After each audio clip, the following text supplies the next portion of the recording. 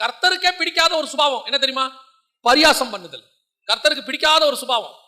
உட்காந்து பரியாசம் பண்ணி கிண்டல் பண்ணி, நம்ம உட்காந்து மாமனார் மாமியாரை கிண்டல் பண்றோம், நம்ம உட்காந்து அப்பா அம்மாவை கிண்டல் பண்றோம், அதை உட்காந்து நம்ம பையன் பார்த்துட்டே இருப்பான்.